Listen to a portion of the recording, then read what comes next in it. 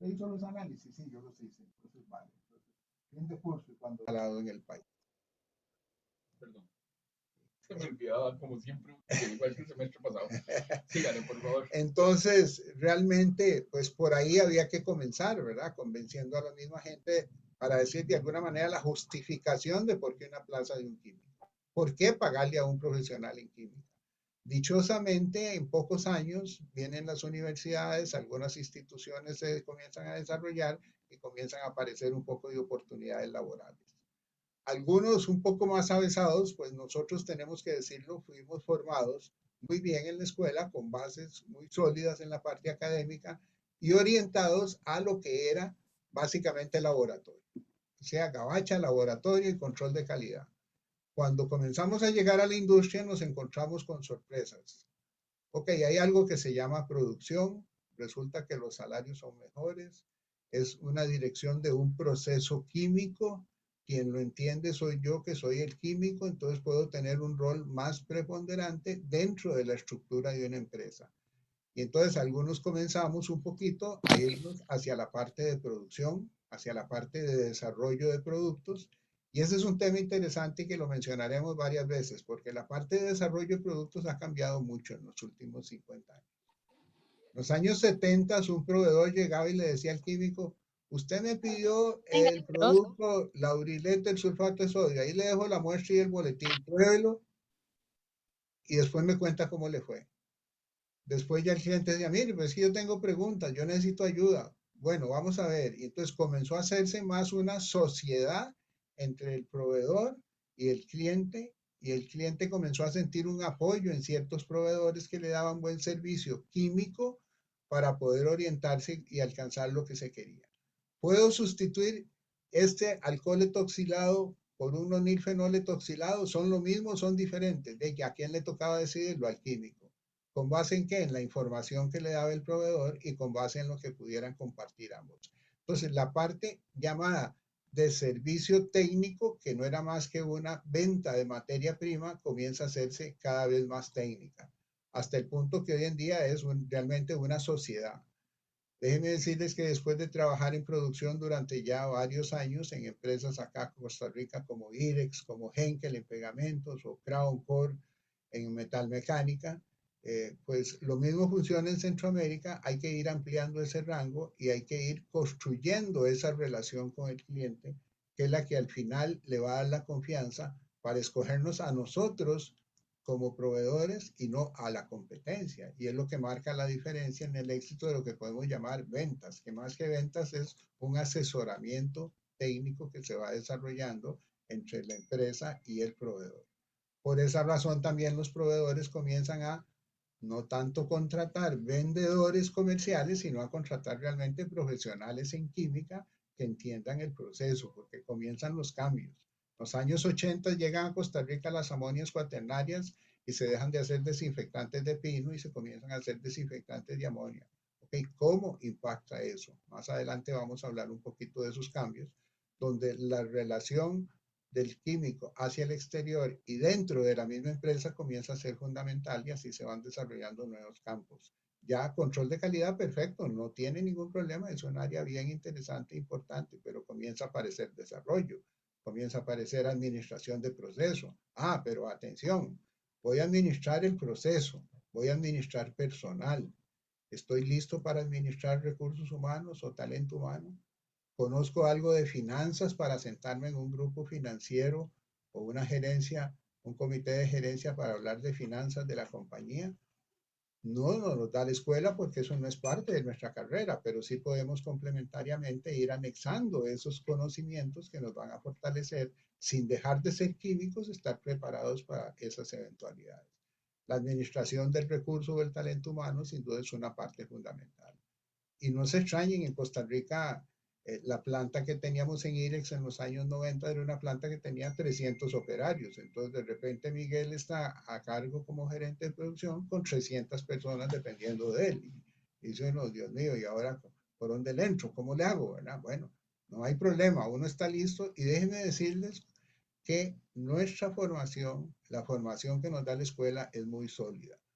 y con poco avance y un poco de interés personal nos permite desplazarnos hacia esos otros rubros, porque tenemos jóvenes un espíritu analítico que no debemos despreciar, que no lo tienen otras profesiones. Les digo porque yo trabajé en la industria con profesionales de muy diversas eh, opciones y no todos tienen la parte analítica y deductiva que tiene el químico como formación propia de su carrera.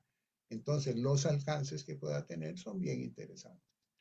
Así que después de muchos años, en mi caso, yo pasé de control de calidad a producción, de producción a servicio técnico, de Costa Rica a Centroamérica con una empresa que vendía materias primas o que comercializa materias primas, asesoramiento. Entonces ya había interés de charlas, por ejemplo, entonces en Salvador, en Panamá, invitaban a la empresa en la cual pues me correspondía en algún momento dar alguna charla en la universidad en Salvador, en Panamá, y el interés era netamente comercial para verlo en términos químicos. Entonces, lo que quiero decirles es que se va abriendo el campo, se va abriendo el campo. Trabajé muchos años también con la carrera de laboratorista en Tacares, igual, entonces la gente comienza a ver, bueno, ¿y se puede un laboratorista trabajar en servicio, asesoramiento o ventas de equipo para laboratorios? Sí, claro, ¿por qué no? Y entonces comienzan a desplazarse en nuevas áreas y eso viene a haber más demanda para el profesional. Creo que hoy en día casi que estamos al revés. Hay puestos, hay vacantes y más bien no hay tanta gente estudiando química, así que tienen un bonito futuro cercano, inmediato y de desarrollo para lo que cada uno quiera dentro de la química que le da acceso a varias cosas. En mi caso, pues como les digo, mi área última fue la del servicio técnico, donde se consolidan todas las otras áreas, porque el servicio al cliente se le daba tanto en el proceso como en la materia prima, como en la muestra del producto que se le llevaba, y los trabajábamos juntos. Y tenemos dudas en el producto formular, ok, vamos al laboratorio y lo hacemos juntos, no hay ningún problema. Entonces, ese involucramiento es lo que marca una diferencia en ese sentido. Para la gente que le gusta conversar con gente, la que le gusta la parte de venta, las relaciones humanas, hay una bonita actividad. Y el químico se sale del laboratorio. No tengo nada en contra del laboratorio, pero digamos que es una parte, no es el todo, y las opciones en el país cada vez son más desarrolladas en ese sentido. Así que yo los invito a que sigan adelante. Tenemos una gran profesión. Creo que ya nos toca a algunos ir dando campo, ¿verdad? Ya después de 50 años, ya es justo también que venga gente nueva a renovar, gente nueva con nuevas energías, nuevas ideas, y el desarrollo debe ser algo que siempre debe permanecer. Por eso me casé con el concepto japonés del Kaizen, que dice, sin duda, la mejora continua, siempre se pueden hacer mejor las cosas. Hoy mejor que ayer y mañana mejor que hoy. Ese dinamismo es el que debe imperar siempre en las actividades de todos los días. Así que de mi parte, jóvenes, un saludo, estoy a la orden y la intención es que durante la charla sea totalmente informal. Si alguien tiene una pregunta, por favor, hágala. El pecado no es no saber, el pecado es no preguntar ahí, ¿sí? Y esta es una oportunidad donde podemos comenzar en ese sentido. Así que, de mi parte, de nuevo, un cordial saludo y esperemos aprovechar este rato. Voy a poner una presentación, Miguel. Perfecto. Una llamada porque tengo un gato. Tengo un gato en el veterinario. Caray. Vamos a ver. Necesito que veas tu WhatsApp. Ok. Chao. Ya. Ok. Entonces. Jóvenes, ¿alguna pregunta o comentario antes de comenzar? Chicos. ¿Están ahí todavía? ¿No se me durmieron? Sí, por el momento no. Muchísimas gracias. Por mi parte no. Ok. Ahí está la verdad. Sí, sí, sí. ¿Es esta? Ay, sí. Déjame pasar. Vamos a ver si porque yo ahorita en activos. Bueno. Sí, sí, no, está bien. Sí, sí, sí. Okay. Es que cambió el título, pero son lo mismo. Ok. Cuéntame. Yo solo hacer la ruedita para abajo y ya empieza. Ya cambia. Ok. Aquí estoy yo. Bueno, muchachos, hoy básicamente por el curso y coordinando con Víctor Hugo, pues vamos a hablar básicamente de una parte, ¿verdad? Que son los tensoactivos. Siendo los tensoactivos para la parte de limpieza, también hay desinfectantes que son realmente tensoactivos. También hay aplicaciones de compuestos de siliconas que son variados para diferentes aplicaciones, tanto en cuidado del hogar como en cuidado personal. Pero entonces hoy, por esta primera charla, vamos a hablar básicamente de los tensoactivos como los limpiadores, para comenzar ahí diferenciando que lo que tenemos que tener claro es que una cosa es limpiar una superficie, otra cosa es sanitizar una superficie y otra cosa es desinfectar una superficie. Hoy nos vamos a referir a lo que son surfactantes y tensoactivos como sinónimos y hablamos de limpieza. Por eso dice esta parte que son removedores de suciedad en superficies lavables. Comprende una mezcla entre energía química, porque usamos productos químicos, formación de estados de agregación llamados micelas. Y aquí Víctor Hugo y yo hemos hablado bastante y no nos cansaremos de repetir. Por dicha ya terminó la campaña del agua micelar en televisión, ¿verdad? Que eso realmente no existe. O sea, si la micela, ustedes ya saben, es un estado de agregación que forma un tensoactivo, ¿cómo el agua va a poner agua micelar? Eso sencillamente no existe. El agua sigue siendo un compuesto polar que tiene su ángulo, que tiene su estructura química para solubilizarse y compatible con toda la parte hidrofílica, ¿verdad? Pero no forma micelas porque no hay una grasa sobre la cual se forme la estructura.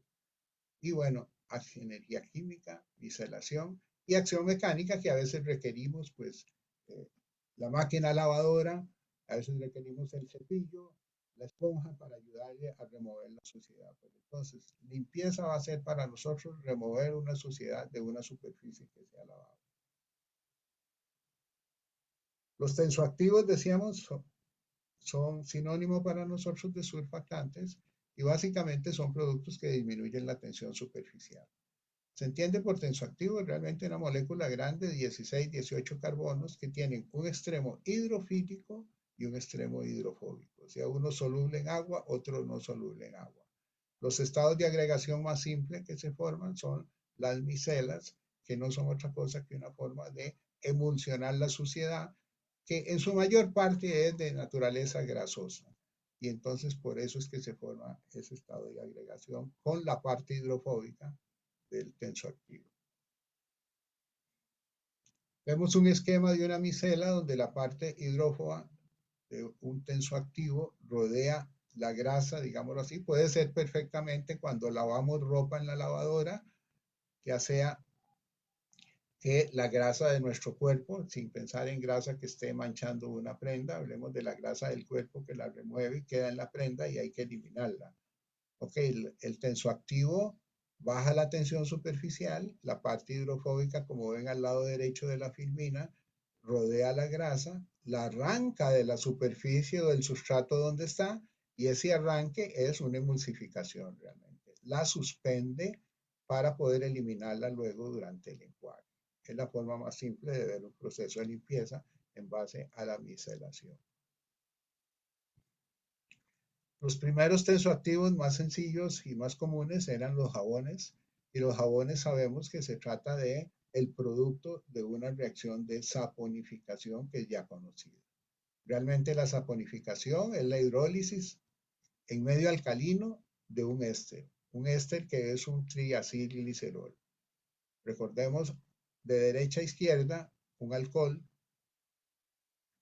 más un ácido más un alcohol produce un éster más el agua, ¿verdad? Y ahora aquí entonces se rompe el éster, se forma el ácido graso, que va a ser el ácido graso, y se forma el alcohol, que es normalmente la glicerina. Toda saponificación genera entonces la sal de un ácido graso, porque la sal del ácido graso se genera en el medio alcalino, en realidad es el ácido graso que luego lo neutraliza normalmente hidróxido de sodio, hidróxido de potasio, y entonces tenemos sales de sodio, sales de potasio de ácidos grasos, y la sal de un ácido graso es lo que llamamos jabón. Ese es el prototipo más simple de los jabones, que entonces los consideramos de origen natural. ¿Por qué? Porque usamos triacilglicerol o triglicérido, como le llaman comúnmente, que eso viene de la grasa del cebo, en el caso de Costa Rica, de la matanza de la res o del cerdo, y con eso es que hacemos jabón y obtenemos los ácidos grasos neutralizados más la glicerina como un subproducto. Cuando el jabón se hace de forma artesanal, Normalmente no se le separa la glicerina. Cuando se hace en escala industrial y se cuenta con equipos, se puede separar la glicerina porque es un buen humectante de piel, es un buen coadyuvante en el uso en cuidados tanto de la piel en productos como las cremas lavaplatos o en las cremas en general para lo que es cuidado personal, y entonces tienen un valor comercial que a veces vale la pena rescatar. Pero entonces, en resumen, a partir de sebo, a partir de aceites también podemos hacer jabones, que son sales de ácido graso. Ese es el resumen.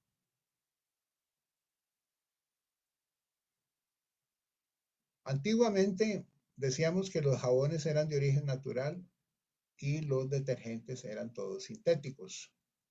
Bueno, hoy en día ya no es cierto. Hoy tenemos detergentes también naturales. Son los menos, pero sí los hay. Y los jabones, pues sí vienen del sebo y de los aceites naturales, pero bajo un proceso químico.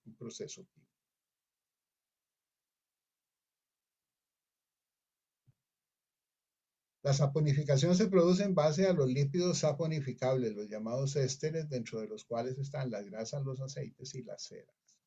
Sabemos por la parte, recordando de química orgánica, que hay lípidos no saponificables que tienen una estructura diferente, pero que están englobados como lípidos, que son los polianulares, dentro de los cuales incluimos hormonas y vitaminas, por ejemplo. Sin embargo, para efecto de jabones, de productos de limpieza, de cuidado del hogar, sobre todo, y de cuidado personal, nos interesan los lípidos saponificables, o sea, fundamentalmente grasas y aceites y un poco las ceras. Nada más algunos ejemplos de algunas estructuras para ver la gran diferencia estructural entre unos lípidos y otros, pero químicamente todos se agrupan como lípidos. Jabones formulados a base de grasas y o aceites de origen natural y detergentes, la mayoría sintéticos, pocos naturales, pero ya hay bastantes en el mercado. Por ejemplo, esta es una marca de un producto alemán que es un tensoactivo natural.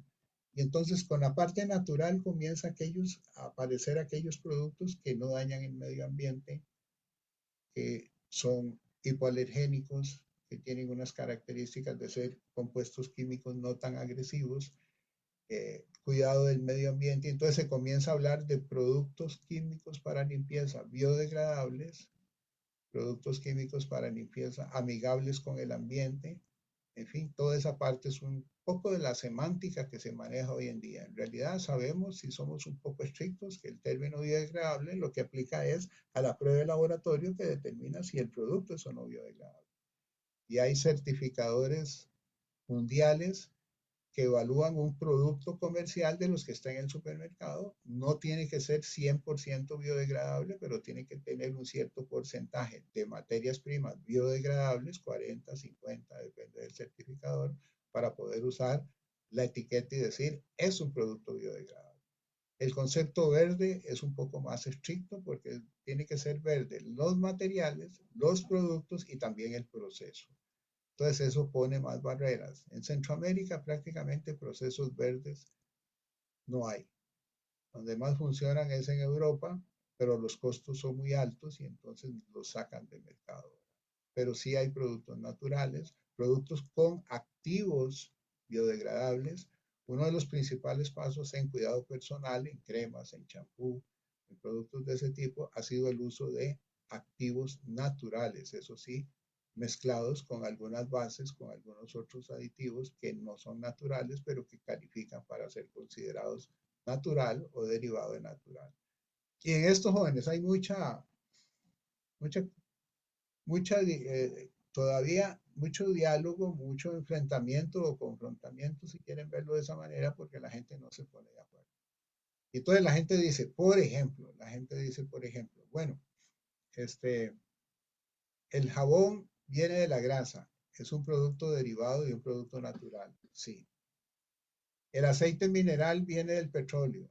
¿El petróleo es o no es un producto natural? Algunos dicen sí. Entonces, ¿el aceite mineral es derivado de un producto natural? Ah, no, porque viene del petróleo. ¿Sí? Pero si lo comparamos con lo otro, no hay nada que contradiga. El petróleo sigue siendo un producto natural y la mayor parte se obtiene de formación en la naturaleza y de ahí lo extraemos.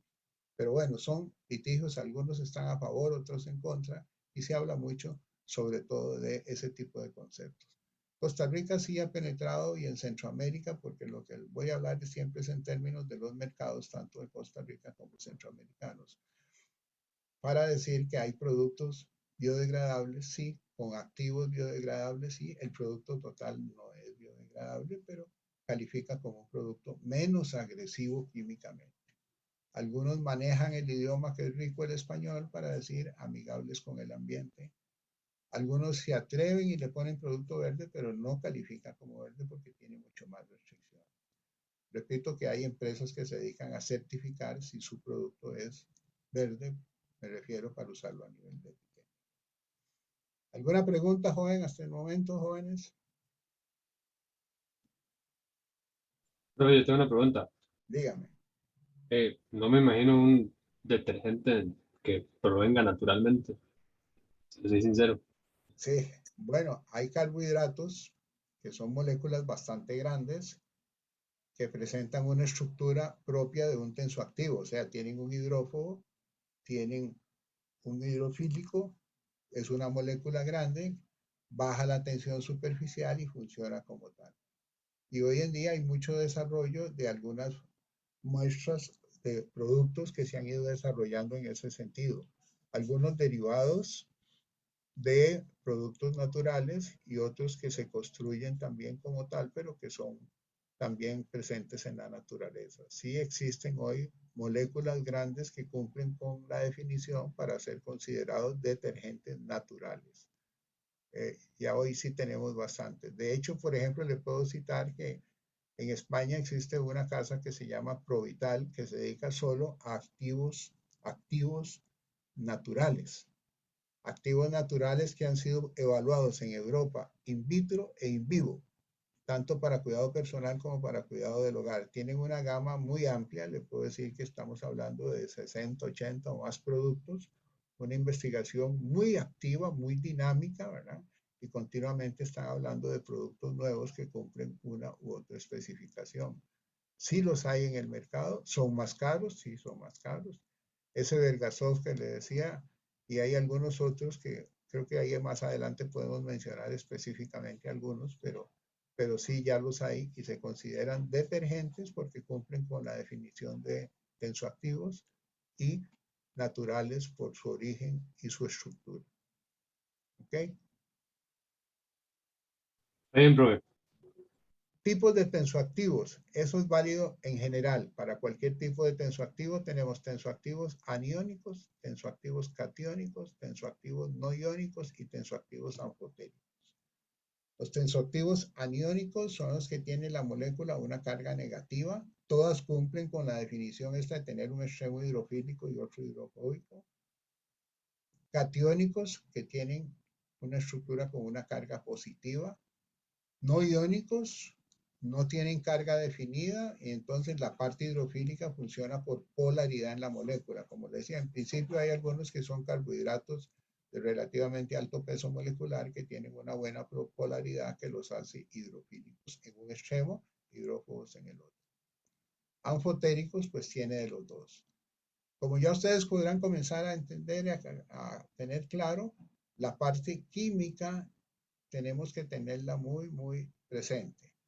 O sea, aniónicos y catiónicos no son compatibles, no se deben mezclar nunca. Precipitan, no funciona cuando quiero formular un producto. Aniónicos con no iónicos, con el tercero, funciona. Catiónicos con no iónicos, funciona. O sea, los no iónicos son los buena gente de la familia, ellos se llevan bien con todo el mundo. Y entonces yo puedo mezclar no iónicos con un catiónico y tengo un desinfectante de los que se compran en el supermercado. No importa, hablemos de marcas tipo Tronex, tipo Poet, lo que era Sanipine antes. Bueno, esos son catiónicos para desinfectar con no iónicos para limpiar. Y tengo un producto de los que hay en el super. Aniónicos con no iónicos. Vamos a hablar más adelante de ellos para proponer a ver que ustedes desarrollen algún proyecto rápido en ese sentido. Detergente líquido para ropa, champú de autos, lavamanos ahora que usamos tanto con la pandemia, normalmente son con tensoactivos aniónicos mezclados con no iónicos. Y anfotéricos son un poco más caros, se usan un poco menos, pero se usan mucho más en cuidado personal que en cuidado del hogar. Pero entonces los más normales son mezclar catiónicos con no iónicos o aniónicos con no iónicos. Y decíamos catiónicos con aniónicos incompatibles. El anfotérico pues igual se lleva bien con todo. Sin embargo, un consejo es cuando tengan que trabajar en desarrollo de este tipo de productos, siempre hay que evaluar estabilidad, porque dependiendo de la concentración puede haber cambio en la estabilidad que se pueda esperar. Vean algunos ejemplos de estructuras de un detergente, de un tensoactivo aniónico, de uno catiónico, de uno anfotérico y de uno no iónico. Eso es un ejemplo al azar cualquiera, hay muchos, ¿verdad? Nada más para mostrar el tipo de estructura.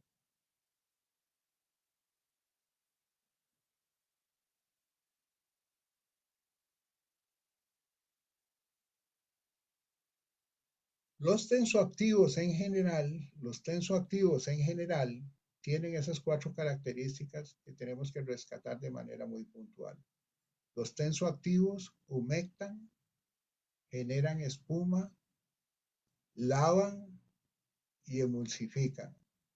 Cuando hablamos de humectación, estamos hablando de que el tensoactivo forma películas sobre una superficie. Entonces, por ejemplo, una pintura de interiores o exteriores lleva algún tensoactivo. ¿Para qué? Para contribuir a la humectación de la superficie, es decir, para formar una película continua.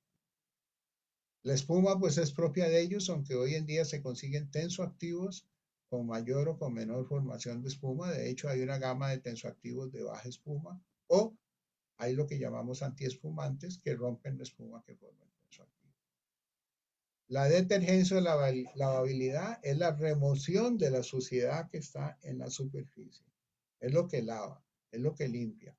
En un detergente, en un limpiador, la calidad en principio la da precisamente el contenido de activos, el contenido de tensoactivos. Me refiero al producto comercial. Si vamos al súper, hay varios detergentes. ¿Todos tienen la misma lavabilidad? No, depende de la cantidad de activos. Y ahí los preferidos, en el caso de la ropa, que es el de mayor volumen, en el caso de la crema lavaplatos, en el caso del cilindro, en el caso de los lavamanos líquidos, la lavabilidad depende del contenido de tensoactivos, que normalmente son de índole aniónico. Aniónico mezclado con no iónico. Y la emulsificación es una característica que nos ayuda mucho en las formulaciones para estabilizar emulsiones. Por ejemplo, cuando yo voy a hacer un desinfectante, decía tipo Tronex, uso una amonio cuaternaria como catiónico, uso un alcohol etoxilado como no iónico, uso una fragancia, pero la fragancia normalmente no es soluble en agua. Entonces, con el mismo detergente no iónico, emulsiono la fragancia en agua para estabilizar y que quede un producto transparente. Entonces, ahí no estoy usando el tensoactivo para limpiar, sino para emulsificar. En el producto comercial lo puedo usar para ambas cosas, tanto para emulsificar como para que quede como limpiador.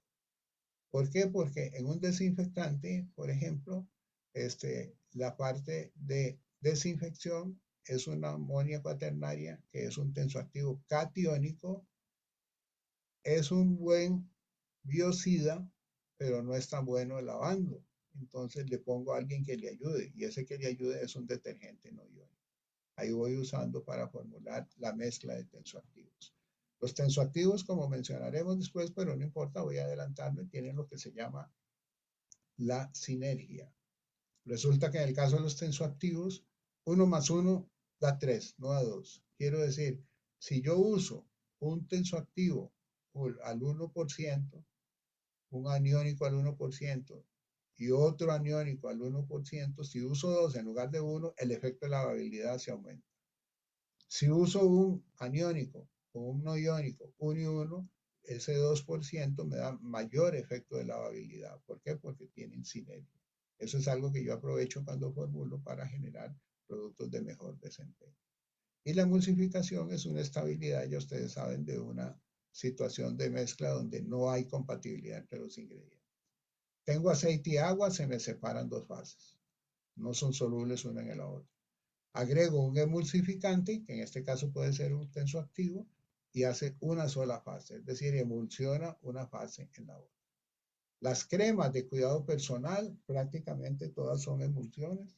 En un caso, aceite en agua, en otro caso, agua en aceite, dependiendo del tipo de crema. ¿Preguntas, jóvenes? ¿Comentarios? Tensoactivos aniónicos, dijimos, tienen carga negativa, son incompatibles con los catiónicos y son compatibles con los no iónicos. ¿Dónde se encuentran preferentemente? Detergente en polvo, crema lavaplatos, lavamanos líquido, detergente líquido para ropa, detergente en cilindro. Ojo que los detergentes en cilindro y lavaplatos son esos, detergentes, no son jabones.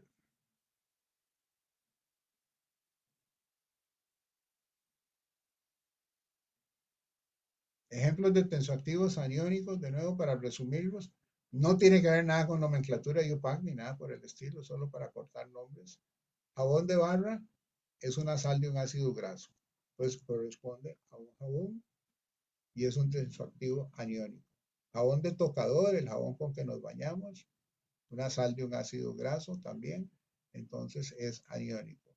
Detergente en polvo es una abreviación de dodesilbenceno sulfonato de sodio. Ese es el activo aniónico de mayor uso. En Costa Rica existe una planta para hacer dodesilbenceno sulfonato de sodio que la tiene IREX porque está pegada a la única torre para fabricar detergente. Ahora más adelantito vamos a hablar de ese proceso, por lo menos para mencionar. El detergente en pasta es lo que llamamos las cremas lavaplatos tipo acción, que son detergentes también, con el mismo dodesilbenceno sulfonato de sodio. Detergentes líquidos hay muchos, para lavar ropa, para lavar platos, champú de carros, en fin, hay una variedad de aplicaciones. Champú para cabello, también, si lo vemos desde ese punto de vista, cambiamos el tensoactivo, que no es el dodesilbenceno sulfonato de sodio, sino que es el lauril éter sulfato de sodio, y aparece el champú para cabello, pero que al final, químicamente, es un detergente líquido. Un detergente que tiene un tensoactivo aniónico que sirve para remover suciedad, en este caso en el cabello, pero sigue siendo un detergente líquido. Entonces yo podría, así exagerado, solo para poner la comparación, usar un champú de cabello para lavar el carro. Sí, en realidad es un champú líquido o un champú para cabello. Desde el punto de vista de formulación, solo que el de cabello es mucho más fino y es muy caro, pero igual sirve como emulsificante de suciedades en superficie y me sirve para lavar el carro. Al contrario, pues mejor que no por el control de pH y eso, pero mejor no se laven la cabeza con el champú de carro. Que a veces los pHs andan un poco altos y pueden producir alergia. Al revés no se vale. No, pelo macho. Pelo macho.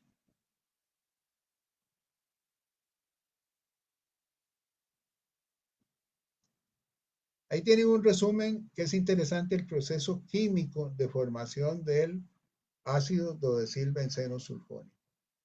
Vean, se parte de azufre elemental, se oxida con aire seco y se forma dióxido de azufre. El dióxido de azufre se le agrega más aire seco y se pasa a trióxido de azufre. Esta segunda reacción tiene un catalizador de pentóxido de vanadio y luego el trióxido de azufre ataca lo que la gente detergente llama el alcano, que no es otra cosa que el anillo bencénico con una cadena de 12 carbonos. ¿Recuerdan que dijimos dodesil o tridesil benceno sulfonato? Bueno, ese anillo bencénico con los 12 carbonos son la parte del SAR donde se pega para formar el ácido sulfónico. Ya cuando yo tengo el ácido sulfónico, nada más lo neutralizo y me da la sal del ácido sulfónico, o sea, el sulfonato, que es en realidad el tensoactivo que está en los detergentes. Sobre todo hablemos del detergente en polvo, que es el de mayor volumen. Costa Rica, la mayor parte de la gente lava en lavadora, entonces se consume mucho más de 1 millón de kilos por mes de detergente en polvo. En el norte de Centroamérica la mayor parte de la gente sigue lavando a mano. Entonces lo que más se consume es jabón azul o jabón blanco o veteado para lavar. Nosotros tenemos la mayor parte en lavadora. Y es interesante ver que esos dodecil o tridecil, esos 12 o 13 carbonos, cuando están en forma lineal, ojo, el tensoactivo es biodegradable. Cuando los mismos dos están acomodados de forma ramificada, el detergente o el tensoactivo es no biodegradable. Una imagen a la derecha tienen el producto comercial.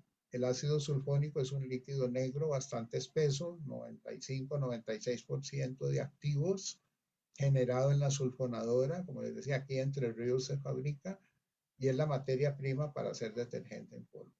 Como pueden ver, hay un anillo con el SO3 en posición para con respecto a la cadena de 12 o 13 carbonos. Esa cadena es la que es lineal, en ese caso, biodegradable. Si fuera ramificada, es no biodegradable. Todavía no hay una ley que exija en Costa Rica. La tendencia es irse lógicamente hacia el lineal y por razón de costo en el mercado internacional, lo que más se está usando, la tendencia va hacia el lineal dichosamente, que es el biodegradable. Cuando el biodegradable apareció, la diferencia de costo con el no biodegradable era como de un 30%. Entonces la gente se resistía a usar el más caro, obviamente. Pero ya la parte y conciencia ambiental, algo ha penetrado y entonces hay una tendencia a usar precisamente el lineal, que es precisamente el biodegradable. ¿A dónde? Detergente líquido. Se puede hacer eventualmente detergente en polvo, crema lavaplatos, detergente líquido para ropa. Todos esos se pueden hacer indistintamente con biodegradable o no biodegradable. Lo que sí es cierto es que si yo tengo mi fórmula de crema lavaplatos, mi fórmula de detergente en polvo con sulfónico ramificado y cambio a lineal, me cambió. Tengo que hacer un nuevo balance de fórmula. La consistencia, la dureza del producto, la soltura del grano en el detergente en polvo es diferente. El comportamiento físico es diferente. Entonces necesito hacer cambios y rebalancear mi fórmula.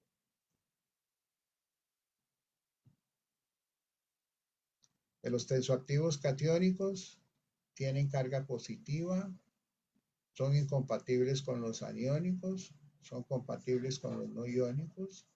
Y ahí tenemos el ejemplo más utilizado, es las sales de amonio cuaternario que se usan en desinfectantes, que se usan en rinse para el cabello y que se usan en suavizante de ropa.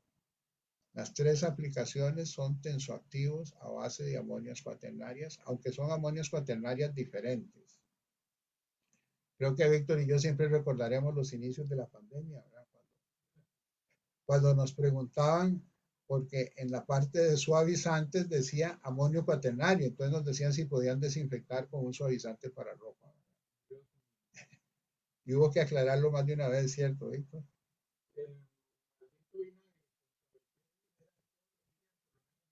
Sí. Hasta que hubo que convencer a la gente que sí, desde el punto de vista químico son amonias cuaternarias, pero hay un tipo de sustituyentes en el nitrógeno que presentan actividad biológica, o sea, matan microorganismos. Hablemos de bacterias, de virus, de moho, de larvas, cosas de ese tipo, y entonces tienen acción desinfectante. El rinse y el suavizante usan amonia, pero no para desinfección, sino para que la carga positiva, atención, la carga positiva del tensoactivo neutralice la carga negativa que hay en el sustrato. En el rinse, en el cabello, cuando ustedes se acaban de salir del baño, se peinan, el medio ambiente, el viento, el polvo, etcétera, desarrolla electrostática en el cabello. Y eso es lo que genera el enredo en el cabello. Por esa razón es que entonces queda el cabello de la forma que queda cuando está sin desenredar, dice la gente. En el suavizante igual, la prenda cuando sale de la lavadora por el mismo movimiento y la acción de la lavadora genera electrostática y la prenda queda con la fibra muy firme, muy parada, digámoslo así, no tan suave al tacto. Cuando viene el amonio cuaternario y neutraliza la carga negativa de la electrostática, es que viene el acondicionamiento en el cabello para un rinse o el acondicionamiento en la prenda para un suavizante de ropa. Entonces, si tocamos por simple tacto la prenda antes de agregarle amonía cuaternaria o después de agregarle, va. Igual aquí con los usos. Entonces, como hablamos, hemos hecho pruebas con materia prima de rinse para suavizante de ropa. ¿Funciona? Pues sí funciona. Sí funciona porque lo que me interesa es la carga negativa que está presente en el nitrógeno. ¿Pero la puedo usar para desinfectante? Ah, no, porque no necesariamente puede tener actividad biológica. Pero entre rinse y suavizante sí puede haber un efecto que uno no sustituya, pero que se comporten parecido.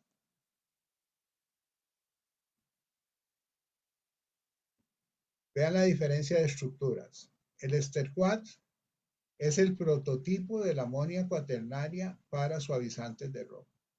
Vean la longitud importante de las cadenas. El Carsoquat que dice ahí, CT425 y CT429, son productos comerciales, productos de la casa Lonza que hay en el mercado que se compran para hacer, en este caso, el esterquat para suavizante y los Carsoquat, que son los segundos, para rinse para cabello. Pero vean la diferencia estructural, es bien importante. Y el Bardac, que se menciona, es un biocida, una amonia cuaternaria que tiene actividad biológica y es lo que se llama una amonia de la cuarta generación. Las amonias han sido los desinfectantes de mayor uso y desarrollo. El primero comienza en 1935 como un desinfectante para aplicaciones médicas, en salud, en quirófanos, y era amonia cuaternaria de primera generación. Van desarrollándose nuevas amonias y se llega al Bardac, que es las amonias cuaternarias que se llaman de cadenas gemelas. ¿Qué significa eso? Que hay dos sustituyentes del nitrógeno que son cadenas gemelas. ¿Qué importancia tiene eso? Bueno, la Casa Lonza, que es uno de los principales fabricantes de biocidas en el mundo, encontró que además de la concentración de amonia cuaternaria en un desinfectante, era importante la longitud de la cadena. Era que en los años 80 yo trabajaba con lo que es American Sanitary, donde hacíamos el sanipin y el cloro en los conejos, y nos daban una muestra de amonia cuaternaria y nos decían, este es al 80. Una segunda muestra de otro proveedor llegaba al 80. Las mandábamos a evaluar en la parte microbiológica y los resultados eran diferentes. Y en realidad no entendíamos, no conocíamos por qué estas dos soluciones de amonia cuaternaria al 1%, por ejemplo, tenían actividad biocida diferente. Hasta que la Casa Lonza aclaró el punto. Ah, un momento, es que además de la concentración depende de la longitud de la cadena. Si los carbonos alrededor del nitrógeno tienen 12, 14 carbonos, son más eficaces que si tienen 16 o que si tienen 8 carbonos. Entonces la longitud de la cadena es importante. Con esos dos parámetros, concentración y longitud de cadena y sinergia para usar mezclas, Lonza desarrolló la cuarta generación, que es la más eficiente, la más eficaz en este momento, incluso contra el virus del COVID. Se puede utilizar para desinfección de superficies y se usa, es tan eficiente y eficaz que se puede usar la mitad de los convencionales. Entonces, si ustedes en el supermercado, jóvenes, les recomiendo, revisen los ingredientes. Si dice cloruro de benzalconio, jóvenes, pase a otro lado. Están en 1935, ¿verdad? Ya algo hemos evolucionado en ese sentido. Muchos bichos van desarrollando ya no son tan eficaces o tan eficientes. Y no solo en la parte biocida, sino que el Bardac ha mejorado mucho la que es la tolerancia a aguas duras, por ejemplo. La tolerancia al algodón. Si yo voy a lavar o desinfectar prendas de algodón, el cloruro de benzalconio se desactiva, el Bardac no. Entonces hay algunas limitaciones que yo tengo que tener en cuenta para pasarme a lo que es doble cadena. Y déjenme decirles que algunos de los que mayor promoción han hecho últimamente, no sé porque yo no lo he hecho en los últimos 2 o 3 meses, pero usaban cloruro de benzalconio. O sea, un bonito spray, un precio bien alto, una buena campaña de promoción, pero técnicamente un producto que no reunía requisitos adecuados. No era el mejor producto, en otras palabras. Entonces, hoy en día resulta que el Bardac y los de doble cadena son tan eficaces que incluso se puede usar la mitad Si yo uso un cloruro de salconio al 1% con un Bardac, un doble cadena al 0.5%, me da el mismo efecto biocida. Pues aunque sea en teoría un producto más caro, las bondades técnicas y el usar la mitad lo hacen un poco más competitivo. Además, obviamente, tengo que ir mejorando en cuanto a la tecnología que estoy usando en mis productos. No puedo en el 2022, 2023, y me voy al año entrante, usar productos de 1935, ¿verdad? Que ya tienen sus limitaciones y sus restricciones. ¿Alguna pregunta, jóvenes? Este es el de más uso hoy en día. También se usa en lo que tiene que ver el desinfectante en áreas industriales, por ejemplo, en desinfecciones, se preparan desinfectantes con mezclas de amonio cuaternaria y no iónicos para desinfección de pisos, para desinfección de mesas, industrias de alimentos, y lo que se hace es que no se les pone perfume ni color para que no haya problemas de interferencia.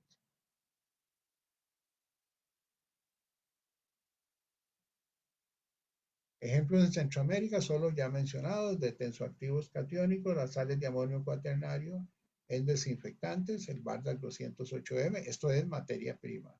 Luis para cabello, Calzoquat 7429, suavizantes para ropa, la familia de los Ester 4. Ok, los tensoactivos no iónicos no tienen carga eléctrica, la solubilidad en agua se da por polaridad, son compatibles con ambos, con catiónicos y aniónicos, son los buena gente, ¿verdad? Las mezclas de tensoactivos generan sinergia, eso es algo que tenemos que tener presente siempre.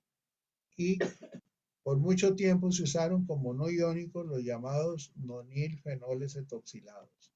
Pero estos ya han sido sustituidos ahí sí por razones ambientales, por cadenas lineales y algunas con grupos iso, pero un poco más amplias, de alcoholes etoxilados, que reúnen las mismas características de los detergentes no iónicos, pero además de eso son biodegradables. Entonces, el Bardac, por ejemplo, es un doble cadena que es biodegradable. Y si yo uso un alcohol etoxilado que es biodegradable, puedo hacer un desinfectante tipo Tronex, tipo Sanipine, pero que tenga activos biodegradables, porque ambos cumplen con especificación de biodegradabilidad. De Centroamérica, hasta donde conozco, solamente Panamá tiene estrictamente prohibido el uso de los nonilfenoles etoxilados por razones ambientales. En otros países recomiendan no usarlos, pero no los prohíben. Panamá sí no permite importar, ya no se puede comprar desde Panamá nonilfenol. Y tienen la estructura de un nonilfenol etoxilado. Y es importante tal vez solo mencionar, porque estos temas pues siempre son importantes, ¿verdad? En el caso de los nonilfenoles etoxilados, estos son una familia que tienen diferente cantidad de moles de óxido de etileno en promedio por cada molécula. Entonces yo tengo nonilfenoles etoxilados de 10 moles, de 8 moles, de 6 moles, de 12 moles, y cada uno tiene características diferentes. El más normal, el más usado, es el de 10 moles aproximadamente, que se ubica en la parte de una detergencia adecuada. Antes de ir con otros parámetros, preguntas, jóvenes, comentarios, a ver, ¿están por ahí todavía? Sí. Sí, profe, todo muy claro. Gracias. Todo muy bien, Todo gracias. bien. Bueno, ok, qué dicha. Ya la pregunta siempre es la misma, todo claro, todo oscuro, ¿eh? Espero que sea todo claro. ¿De Sí, acuerdo? todo claro. Ah, bueno, qué dicha. Entonces, vamos a ir, como ven, estos temas son bastante amplios y apenas es un bosquejo de esta parte, ¿verdad? Cuando ustedes trabajen en desarrollo hay que escoger un tensoactivo. Hay 3 parámetros que debemos tener siempre en cuenta. Ya ustedes me imagino que conocen estos parámetros. Voy a mencionar el HLB, que es un balance hidrofílico-lipofílico. Ya lo mencionaron, Víctor. Sí. Ok. ¿Qué era el HLB, jóvenes? A ver, alguien que me ayude.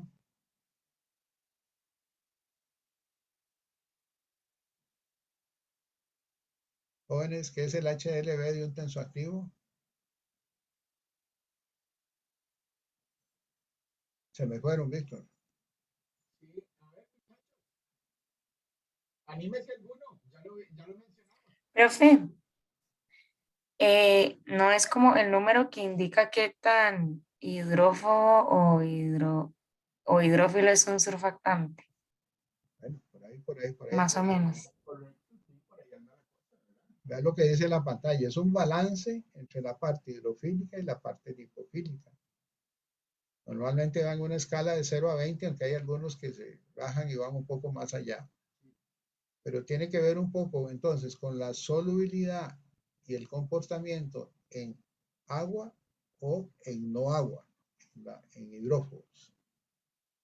El punto de nube, ahorita vamos a ver un poco algún ejemplo. El punto de nube, ahí está la definición, temperatura a la cual el tensoactivo pierde transparencia, pero es más efectivo.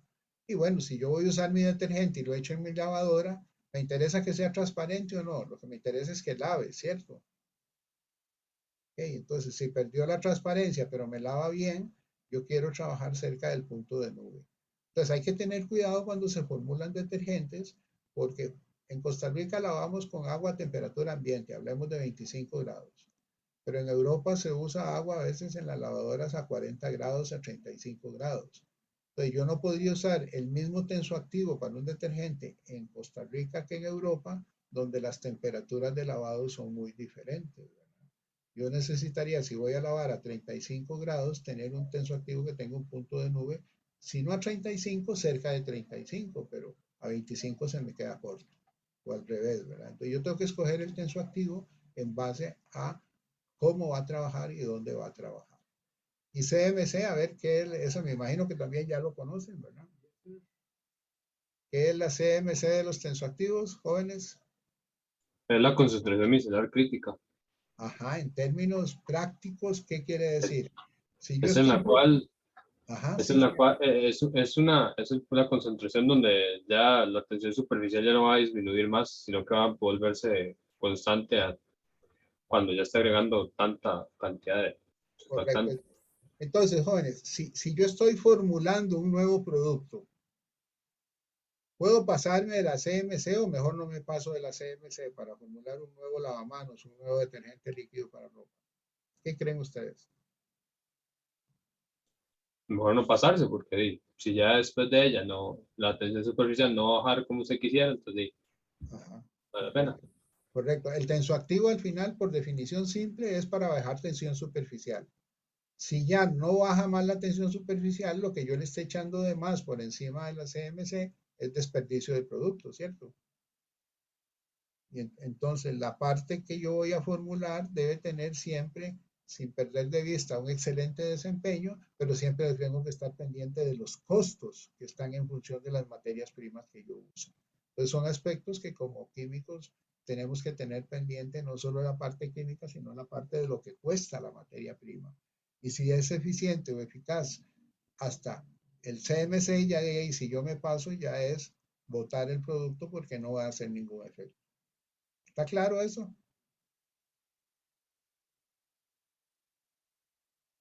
¿Qué dicen Está jóvenes? claro. Profe, todo bien. Ok. Nada más para reafirmar, vean, de una manera ilustrativa el HLB. Pueden ver que hay tres sectores, de izquierda a derecha, el sector bajo, medio y alto. La longitud de las flechitas nos da una idea que el sector bajo es más emulsionable o más compatible o más soluble, si se quiere, con el aceite que con el agua. Vean que la flecha es más grande.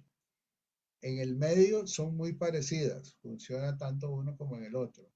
Y en la otra, vean que la parte de agua es la que es más grande, entonces HLB altos me ayudan a emulsificar en agua, HLB bajos me ayudan a emulsionar o emulsificar en hidrófobos.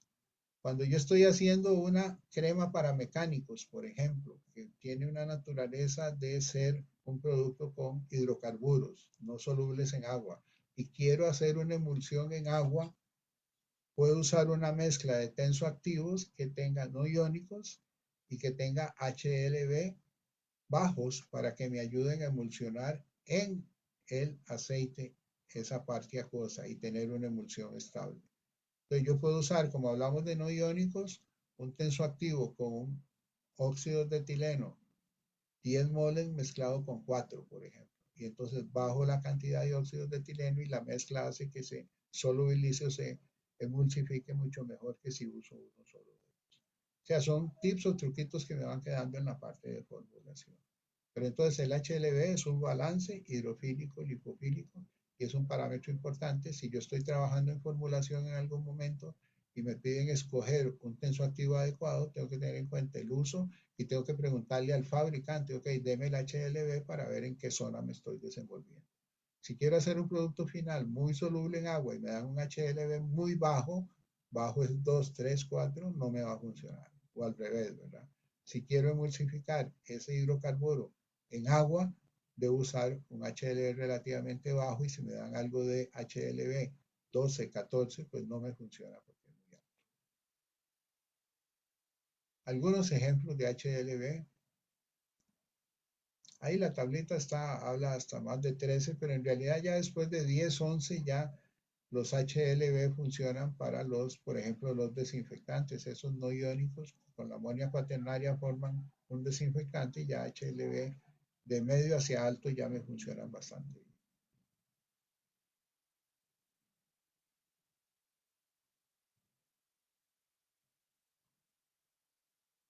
Bueno, ese es del punto de nube, solo es ilustrativa.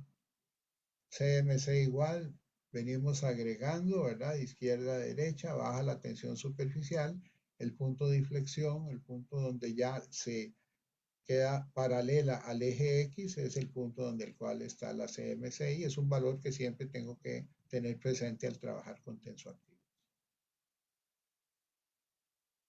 Bueno, ese es un esquema, un resumen básicamente de lo que es la fabricación de jabones, donde caemos aquí en lo que es saponificación como la reacción para generar los ácidos grasos, el secado que se hace del jabón, el moldeado, el corte y el empaque.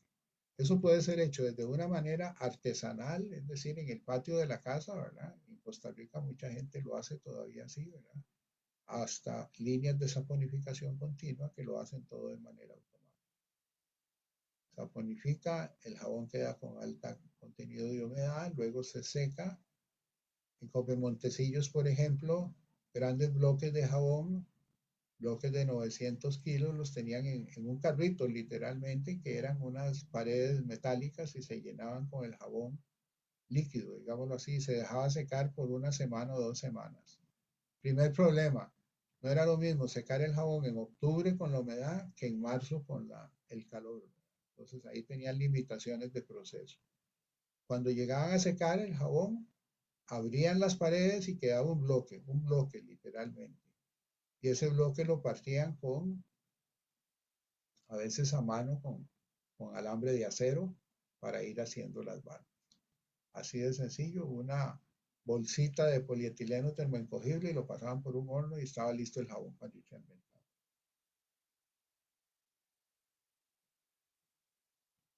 Costa Rica, la principal fábrica de jabón, creo que ya cerró, ¿verdad? Punto Rojo cerró. Sí, precisamente porque ahí estaba en el mercado equivocado. El mercado de Costa Rica nunca fue el mercado de jabones, sino el mercado de detergentes. El norte de Centroamérica, Salvador, Honduras, Guatemala, sí son mercados de jabón. Entonces de ahí ubicaron mal la planta. Alguien decía de un modo exagerado, era como ir a vender sombrillas a Lima, en Perú, que nunca llueve, ¿verdad? Entonces no le iba a ir muy bien en el negocio. ¿Alguna referencia para de parámetros de control del proceso que nos toca a los químicos? El porcentaje de ácidos grasos, alcalinidad total. Esas son pruebitas que hay ya establecidas. Alcalinidad total y parcial son titulaciones ácido-base, medición de pH, insaponificables, contenido de humedad y cenizas. Con eso se da una idea de cuál es la calidad del jabón, sobre todo comparada con. En el caso de los detergentes, los procesos de fabricación son diferentes, ¿verdad? El detergente en polvo se fabrica en lo que se llama una torre de detergente. El de cilindro se hace por extrusión, tornillos sin fin que van empujando una pasta hasta una salida. La pasta es un mezclador que en caliente queda líquida, semilíquida y se puede llenar la bandeja y se deja enfriar y en 24 o 36 horas ya adquiere la consistencia. Hablamos ahí del tipo de acción. y el líquido, pues que se hace en un mezclador. Una vista aérea de la planta de IREX, que es la planta más moderna en Centroamérica y la planta más grande y la única que hay en Costa Rica. Otra vista ahí de la planta. A ver, este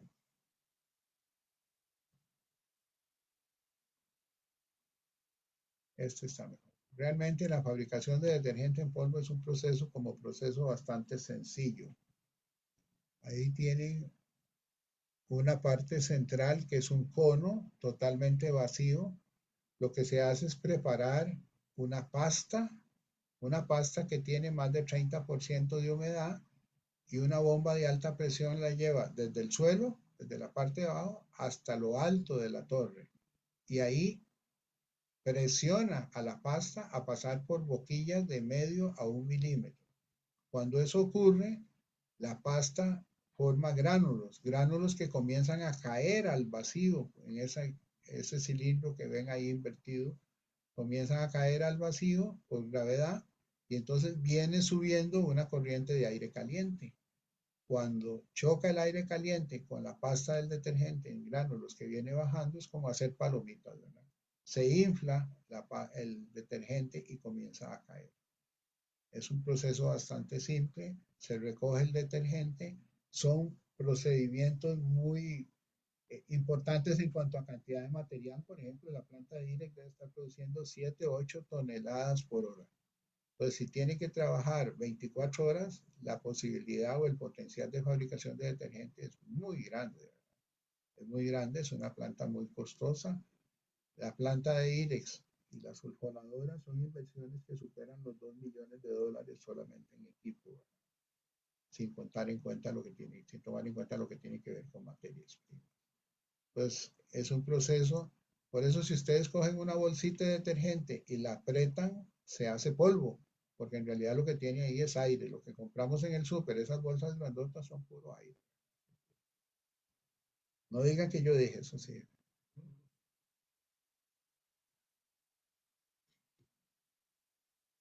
Ese es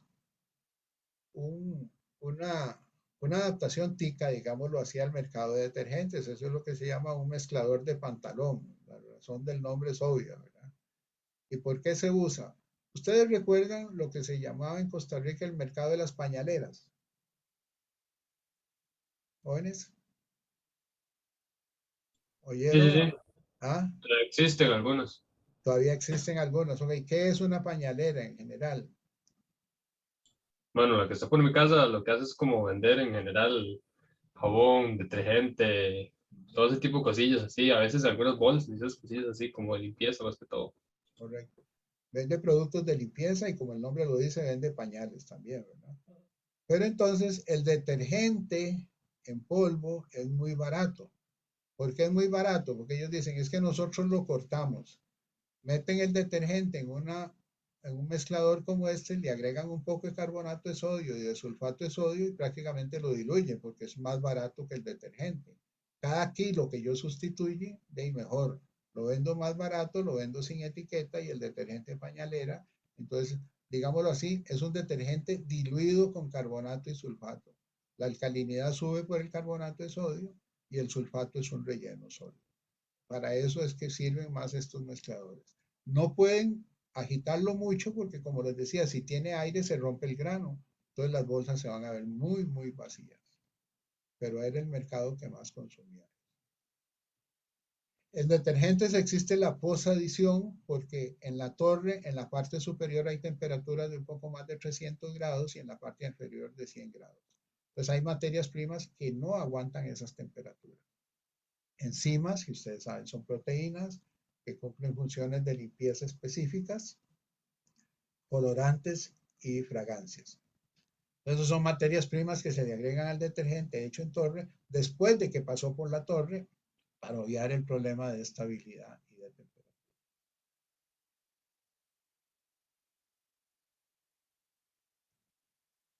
Una formulación típica de un detergente en el supermercado de Costa Rica, de Centroamérica incluso, Tenemos ácido sulfónico, que es el tensoactivo aniónico que llega como ácido. Entonces hay que neutralizarlo para formar la sal, porque la parte hidrofílica del tensoactivo es el sulfonato, no es el ácido sulfónico. Eso se neutraliza con hidróxido de sodio, generalmente líquido. Y el silicato de sodio también le da una parte alcalina y es un coadyuvante en la parte de limpieza.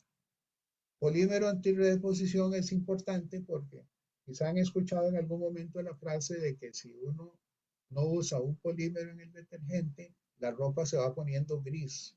Eso es porque hay una redeposición, o sea, la prenda, imaginémonos una camisa blanca que llegó sucia, se pone a lavar, el detergente le arranca la suciedad, pero la deja en el agua de lavado.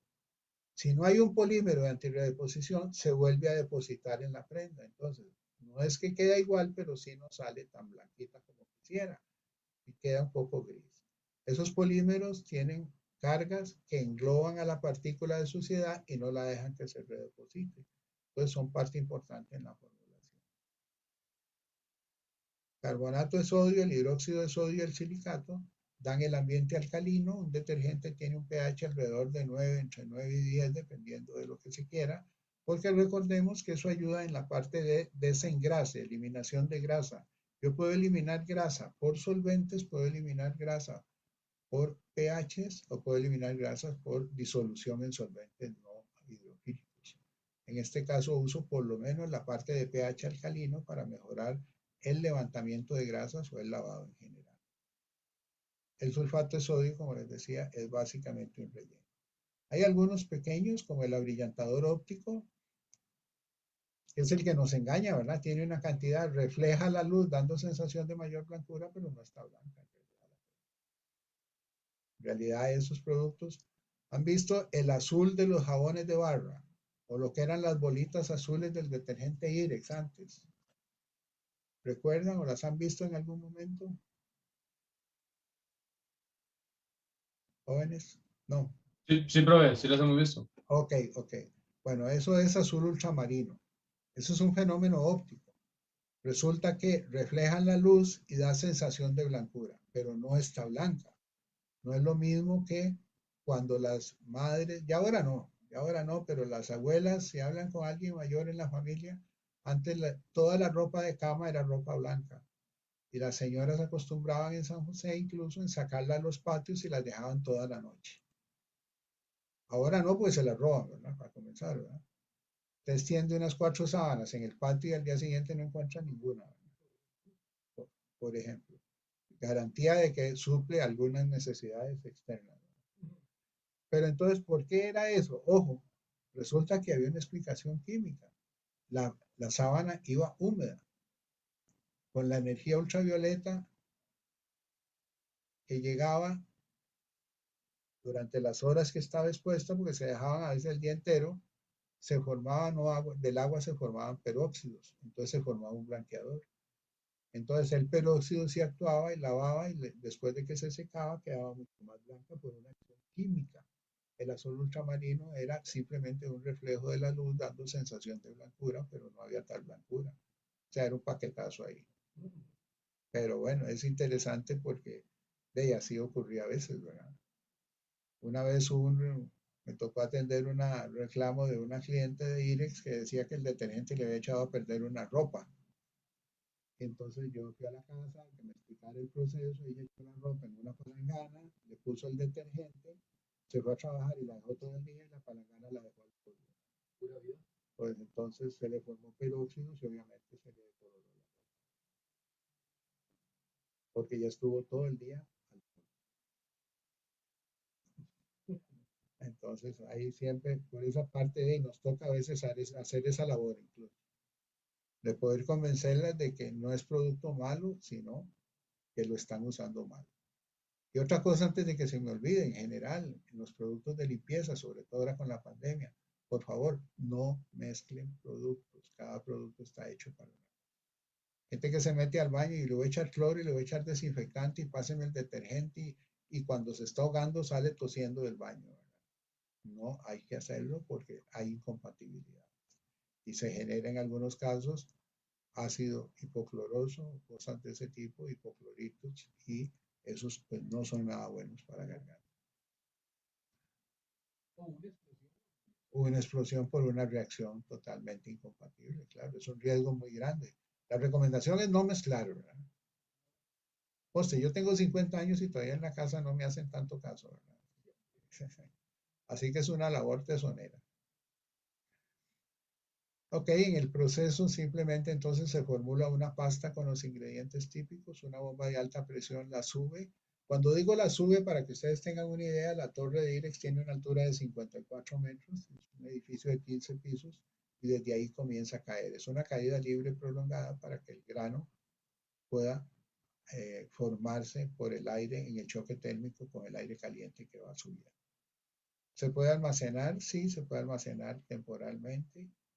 Y la presión y el número de boquillas determinan la capacidad de producción. Y esos son variables operativas, digámoslo así, o ojo del operador. Este es un detalle interesante que lo probamos en IREX y funcionó. Y entonces, como funcionó, dejaron de usarlo, ¿no? Es interesante en Costa Rica. Vean que la pasta de detergente es una pasta que lleva aire. Entonces, el usar un antiespumante le iba a sacar el aire. ¿Cuál era el primer beneficio? Pues que al sacarle el aire, la bomba de alta presión trabajaba menos forzada. Y además, en el mismo tiempo, pasaba más producto por la bomba hacia las boquillas. En otras palabras, aumentaba la producción. Pruebas hechas en la planta de IREX mostraron un crecimiento con los mismos ingredientes, agregándole 400 partes por millón de un antiespumante, probaron que la producción subía un 4%. Y si estamos hablando de 8 toneladas hora, pues subir un 4% era una cantidad importante de kilos. ¿Cuánto vale un kilo de detergente en la calle? Ahorita alrededor de, no sé, 1.400, 1.500. Entonces, si en lugar de producir 8 toneladas, produzco un poco más por ese 4% que aumenta la producción, ¿verdad? Pues en 8.000 kilos, a ver, ¿cuánto es el 4%? ¿Cómo andan esas matemáticas?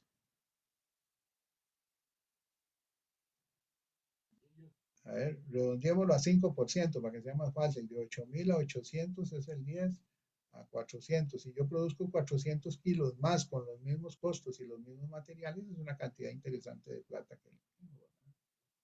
Entonces, y lo que tengo que hacer es agregarle 400 partes por millón de un producto, lo cual obviamente es mucho más barato que lo que se produce de más. Pero bueno, fue un proceso que ellos no continuaron. Y eso es, menciono eso no como una crítica, jóvenes, sino por algo que ustedes van a encontrar en la industria. O sea, a veces hay que luchar por defender los intereses de la misma empresa, aunque sean los dueños y los gerentes, ¿verdad? Pero a veces no lo ven tan claro. Y nos toca a nosotros buscar la manera de hacernos entender para que vean los beneficios que obtienen con situaciones de ese tipo, donde dicen, no, ¿cómo es que no van a hacer eso? O una empresa que en el año 2015 se devuelve a 1935 y cambia la cuarta generación de amonios por la primera generación de amonios. 11. Duele decirlo, pero con 3 o 4 estimables colegas trabajando ahí. Y entonces, lejos de eso, pues hay un trabajo por hacer, por concientizar y por desarrollar y sobre todo por convencer. O sea, en ese sentido, tenemos que ser buenos vendedores jóvenes y la vida es una venta. Así que tenemos que trabajar sobre eso. Bueno, detergente es, lo menciono por lo voluminoso que es, productos comerciales que tenemos y creo que por aquí terminamos con la charla. Víctor, no sé, ¿querés hablar algo de los proyectos o querés? Un momentito, ¿ok? Ajá. Doctor, estoy en una clase, más bien, hágame un favor, mi esposa dejó el teléfono. Ella dejó el teléfono y en la recepción para que más bien ustedes le llamaran a ella, que ella puede ir a recoger el animalito.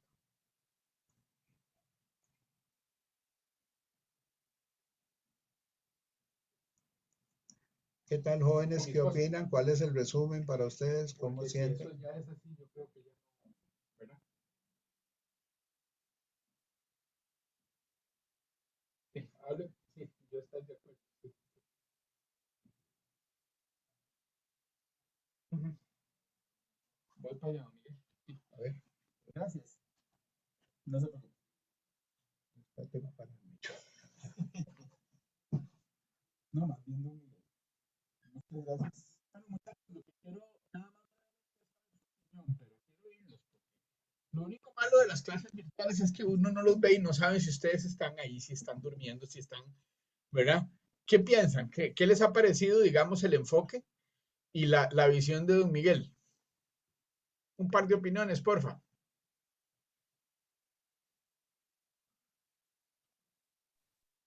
No hablen todos a ¿Me la vez, escucha, man, porque profe? no sé, o sea, no escucho bien. Profe, ¿me escucha? Ahora sí.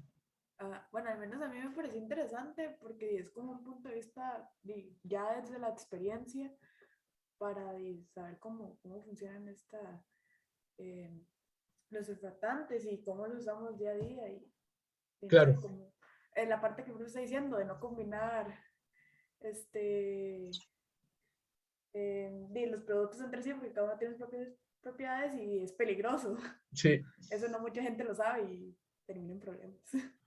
sí, está muy bien y sobre todo que es el enfoque de la aplicación, ¿verdad, don Miguel? Es que es la aplicación de las cosas. Levantaste la mano, Ricardo, dale. Sí, no, nada más como comentario, sobre todo en esta última parte cuando habló de que hay que ser vendedor, de que va muy de la mano con no solo hacer ciencia, sino saber comunicarla. A veces, obviamente, estar en contacto con personas fuera del área, y si es un trabajo y gerentes o gente de finanzas o así, a veces hacerles entender que ciertas decisiones desde el punto de vista químico son pertinentes es un trabajo importante que va de la mano con el conocimiento técnico.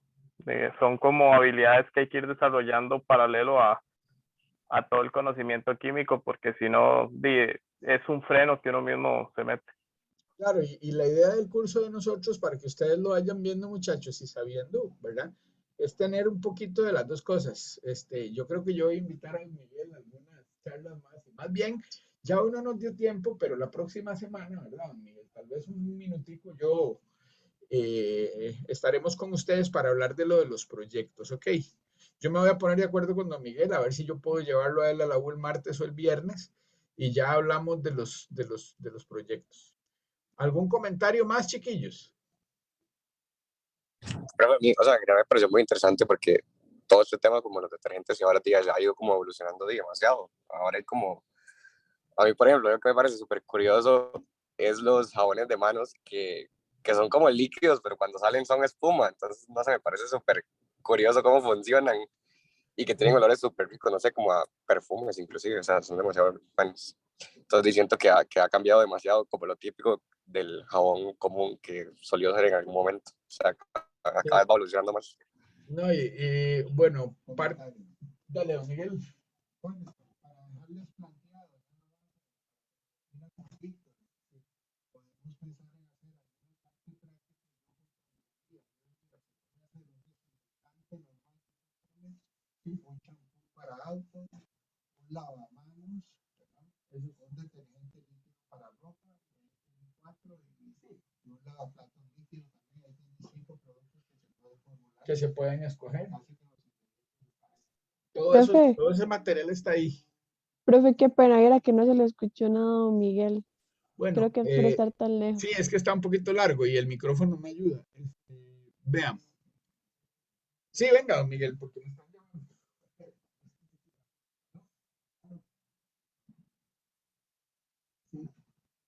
Es decir, que la intención para complementar la charla de hoy como parte del curso es que se podrían hacer grupos de 2 personas y tomar un proyecto. Dentro de esos proyectos yo puntualizaría desinfectante tipo Tronex, digámoslo con nombre y apellidos, lavamanos líquido, detergente líquido para lavar de ropa, champú para autos, champú o el detergente lavavajillas. Ahí tienen 5 productos que en parejas pueden desarrollar, investigar fórmulas.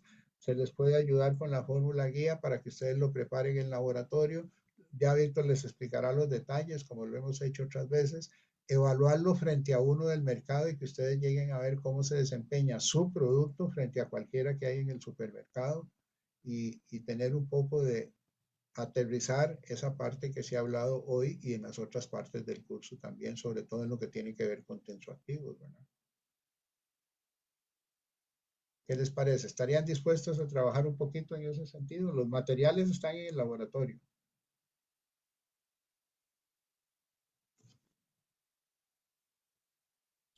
Sí, profe. Sí, profe. Desde el principio del curso habíamos discutido eso, si puede existir la posibilidad de eso. Ah, bueno. Perfecto. Entonces nos vamos a poner ya de acuerdo. Ok. No, no lo escuché, profe. Sí, el micrófono no ayuda. Que nos vamos a poner entonces de acuerdo para lo que son estos proyectos finales ya la otra semana con la supervisión de don Miguel. Ok. Sí, señor. Bueno, chiquillos, que profe. pasen buena tarde. Bueno, hasta luego. Muchas Hasta gracias, don luego, Miguel. muchas Luego, Hablamos profe. el gracias. martes. Hasta luego. Hasta luego, muchas gracias. Gracias, don Gracias. Miguel. Gracias, profe. Hasta luego.